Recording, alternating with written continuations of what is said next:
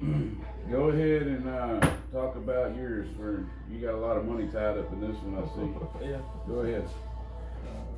No, you go ahead. I don't know how to do this. Yeah, you do. Just explain what you got. You know what caliber it is, what you got on it, what you've done to it. You know how it shot. Things you might want to change. Things you might want to add later. Go ahead. All right.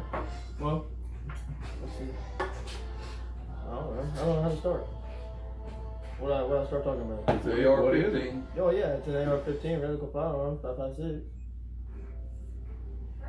Got a mag pull front foregrip. Sight mark magnifier and sight mark ultra shot R spec holographic sight. And then half hydraulic, half spring buffer tube. That's cool. Called like a ghost buffer tube or whatever. I don't know. I bought it at the over here in Cleveland somewhere.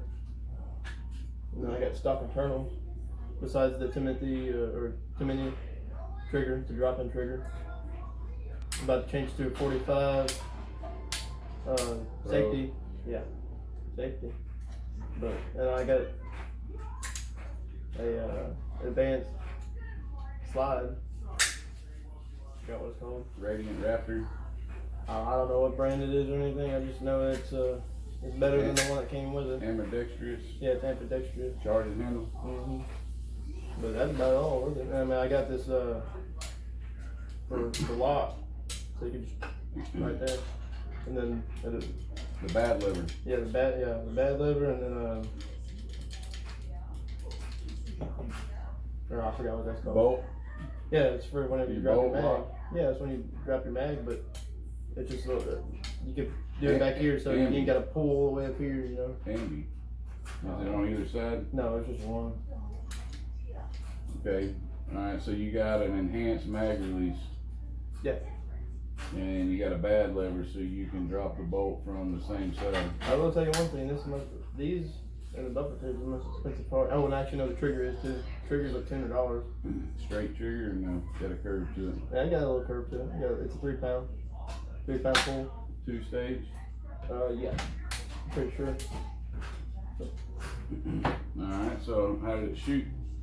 Pretty good. Yeah, they don't really have much of a kit. No, 223 no kit. But as far as sighting it in, That's terrible. It took a while. no, it didn't take a while once you started getting on the right track. Yeah, it was sighted in. I had it sighted into 50 yards, but then I guess me knocking around in the safe, it just threw it off a little. But at 100 yards, you know, you're right there in the kill. Was it 1.5 inch? one MOA? 1 minute of angle? 1 MOA is 1 inch Half inch. at 100 yards. Shooting 55 grain. Monarch Monarch ammo. 253. Yeah. That's cheap ammo. It's still shoot. Right there. Probably can't show that in the video. Oh yeah, and then the mag. I got that mag pull. That quick Quick strip Ranger. in your chest rig, so you can stab it in. Got those. I got windows, and then I got ones that are closed. But those they have slides on them because it's like the third generation of the mag pull. This is off brand. It's like MFT, yeah. It's just a windowed version, but I don't like these window ones. They crack too easy. I already have one that cracks all the way down here. Them Magpul ones, I just put on the ground all the time and they don't break. Well, you happy with it? Yeah, I don't know. I like it. $600, and then I put probably an extra $1,000 or $2,000 in it with the bolt carrier, or not the bolt carrier, but the buffer tube, and then the Yeah, I've been seeing those trigger. piston buffer tubes. Yeah, it's half hydraulic, half spring. It's like a ghost. You can go to Cleveland, that firing range over there. That's where I bought it. It was like $100 and something, or $200, $300, something like that. No, you can get them online too. They're not that bad. And I got They're supposed to be quieter, but I don't know the difference when you're shooting a lap. better little slides right here. These pins. Got them advanced ones, so it ain't so hard trying to pull out. But Well, That's about it. That's about all I've done to it. I'm probably gonna put a flashlight on it. I was shooting 150 grain, 30-06, the American whitetail Hornady bullets, and it wasn't perfect for a pawn shop gun. It definitely wasn't. I got mine from the pawn shop. I spent about $400 on it. My dad run a bore snake through there and cleaned it before we shot it, and I took some of it apart, cleaned the action, cleaned the bolt, cleaned the inside of the receiver, got some of the nasty out of it, and then we took it out today to the firing range. What's the name of that range we went to? Reeves. Yeah, Reeves Firing Range right down the road here. And it has a, it came with a Simmons scope, clear, no magazine. It came with a Simmons scope, 6.5. Yeah, 6.5 to 20 power Simmons scope. And this is a Remington model 7400 Remington, and yeah, I got that baby dialed in to about half an MOA. It's shooting perfect dead nut right to left, and it's about a half an inch low at 100 yards, and we left it there. But yeah, I'm happy with that. 30-06 Springfield. I'm gonna go take that to the old hunting woods and try it out one of these days whenever hunting season comes up. Maybe I can kill a deer with it. I still got 9. I think I got a half a box left of bullets after we got it sighted in and verified and all that good stuff. So yeah, so 100 yards, half an MOA, repeatable. I'm good with that. Now I'm here because somebody had to teach this boy how to shoot. Yeah, them old timers, they like to pass that wisdom down. Yeah, that's what it's called. Pawn shop gun, I like this. I was dreading thinking I got the one with the scallop bolt lockup, but I didn't. I got the one with the tri-lug lockup style, the good one. So I believe this will be a good little rifle that'll last a long time. I'm gonna probably strip all the furniture off of it, and I wanna go ahead and get Cerakote, all the receiver and barrel, and maybe some Boyd wood to put on it. But heck, $400, I'm happy. Oh, you wanna show them how big them bullets are? Get against the 623? We can. I don't know if they'll see that, but that was 1.5 inch bullet, I think. Yeah. Comparing the two, yeah, it ain't comparable. That was 1.5 inch bullet, I think. Yeah. Comparing the two, yeah, it ain't comparable. They right there, kill something. No, they both blow do. a damn hole in it. No, this is just like a. That one blow. They right there, kill something. No, they both blow do. a damn hole in it. No, this is just like a. That one blow a big ass hole in it. No, both, I'll kill Excuse my something. language, but. The federal premium, sure. Well, last year I killed with federal premium. That's why I went to Raymond, because they just poured too big a hole in that deer. That poor little deer. Yeah, I almost blew. They went through there. I almost blew his shoulder off on the other side. And what were you shooting? 150 grain federal premium. Yeah. Savage 300 or what? No, 30-06. So 742 model Woodsmaster? Yeah. Well, maybe I'll get me a chance to get me one.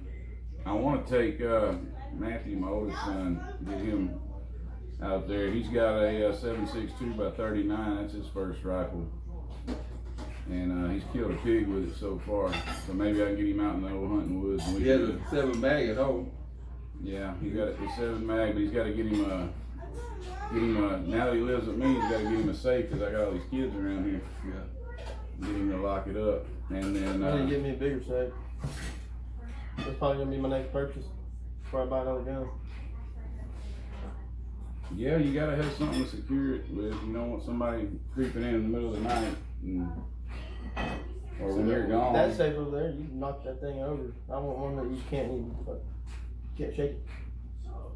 Yeah, you gotta protect your investment. That's for sure. Oh yeah. Especially all the money I put in here. So what you gonna get next? Now that you got a 5.56, what's gonna be your next rifle you wanna get? Either an AK or a I want a 450 Bushmaster. I want to build one. I don't want to buy it. I want to build it, but I don't want to buy it pre-built. I mean, phrase that.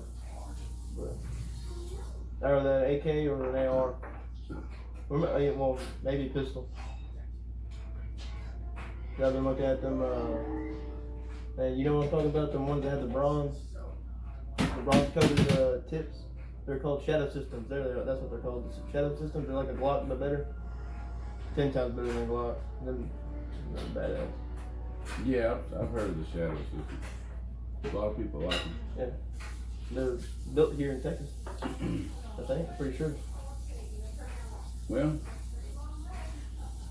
anything else you want to add to it, Dad? I know you was out there. What did you see or what did you notice?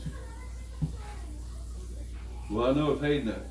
He need to get control of his weapon.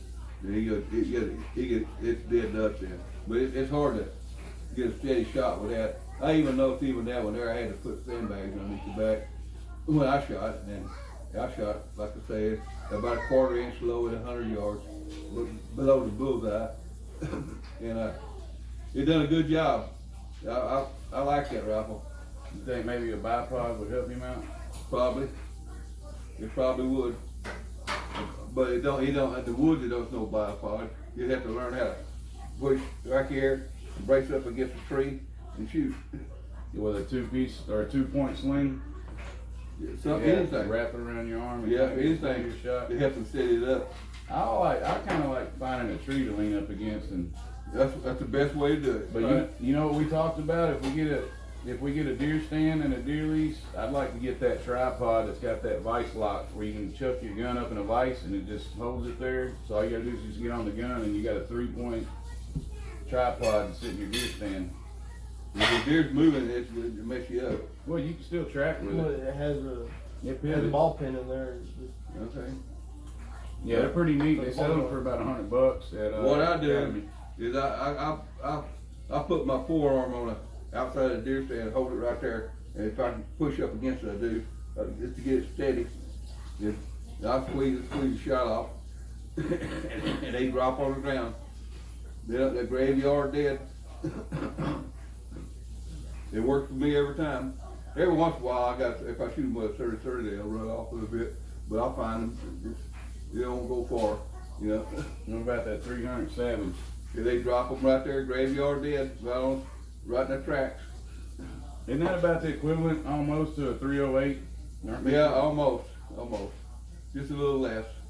It's loaded to the old 30-06 loadings of World War One. Well, the newer model 30-06s, they load them a little hotter now. So it's a little less than a 308. It's between a 30-30 and 308. But it's that Hornady 30-31 bullet that I loaded with, it does the trick. Hornady 30-31. It drops them right there. Okay. Yeah, I seen that gun you got in the model you got. It's real. I mean, it's distinctive to stock because it gets real thin down towards the end. I mean, you can tell that gun from a different model real easy just by looking at the stock on that gun. I was looking at some the other day, but I'm happy, man. I got my first 30-06. I got a 308. I got a 6.5 Creedmoor. I got enough stuff in there to shoot a deer with. That's for sure. That's no doubt. That one there's a deer hunter right there. Oh, I'm happy with this. I'm half a minute of angle. Man, I'm at 100 yards. I'm good with that. I think that'll kill all day long. Well, on 30-06, you're supposed to go an inch to an inch and a half high. That way you kill at 200. You know, but that's fine. Right in the bullseye. Right about that below the bullseye. It's not. That's good enough. Yeah, I could probably at 200 hold it as the back of his, We got it marked off in there. Is that, the hill tops, yeah. Put it on the first dot to a 200 yard. We need to go to we need to find a 200-yard, Ranger in here. They had one at Reed. It's back there where they're shooting the shotguns a while ago. But they have a 200-yard range there. I wish I'd have known that. I'd have probably went over and shot it a couple of times. It shoots about, a 30-aught shoots about that low, a drop about that much at 100 yards, at 200 yards. So About 6 inches. 5, 6, somewhere like that. I'll find a dope chart for it, and then we may go back one day. I may play with it some more. But heck, anything at 100, 150 in, I probably got it all day just by holding it dead on, huh? Yeah, and I doubt I'll take a shot that far. Even if I go out to West Texas or one of them little game ranches over there or something. About 50, 60 yards, I'll probably be able to shoot. Yeah. I think that's what me and Matthew might wind up doing, is going to one of them game ranches and just pay for a couple day hunt or something, just to go harvest a buck this year. Cause I went over here in the National Forest. yeah, the National Forest. It's all man. messed up in there now. It's so Too many, pressured. too many people hunting. Yeah, you can't find nothing, man. We were out there for hours. How many hours were we out there for? I went out there for days, boy. I couldn't find nothing. Yeah, it's just too many hunters out there around this area. To you either you better have a lease, and even at a lease, you ain't got no guarantee, because that's pressured too, you know. That's why you go to them farms. Yeah, I'm gonna figure something out this year, man. I really want to get a deer this year. Well, we go, in December, I have a spot open in Mosley's. We could probably go out there in December and maybe get a deer. After all the rest of them got all the good stuff. At the first week of deer season, up to Thanksgiving, and after Thanksgiving, it kind of falls off, but it's in West Texas, you might kill something even then. Well, I'd like to get something opening weekend. That's what I like too. I mean, that'd be the plan. Even if I get out there with a bow or something first, go bow hunting. Yeah, you might go do that bow hunting. All right, you can take the video.